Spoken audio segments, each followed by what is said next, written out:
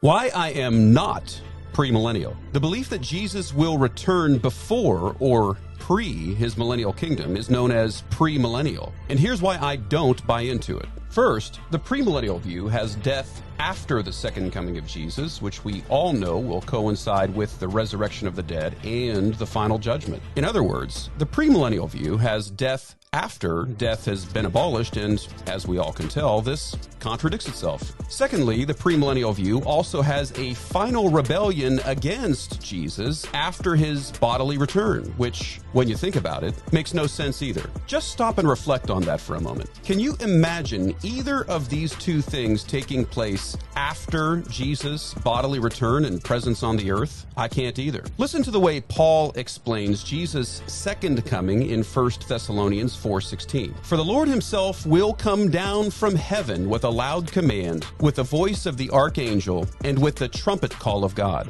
And the dead in Christ will rise first, and so we will be with the Lord forever. Based on what Paul says here, it would seem that all of these components happen simultaneously at the very end of history. Taking things a step further, Paul expresses later in his first letter to the Corinthians, "For as in Adam all die, so in Christ all will be made alive," or resurrected, but each in turn.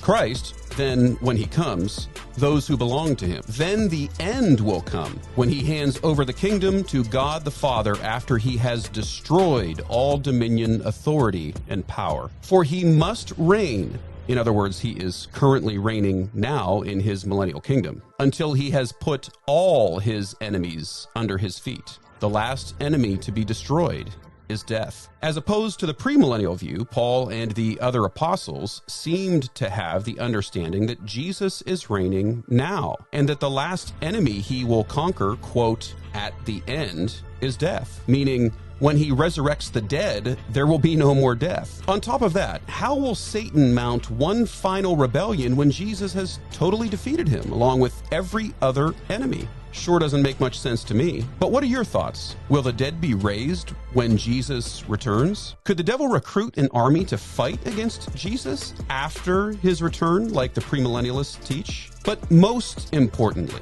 will you spend an eternity with Jesus or apart from him after your resurrection? Think on it, friends.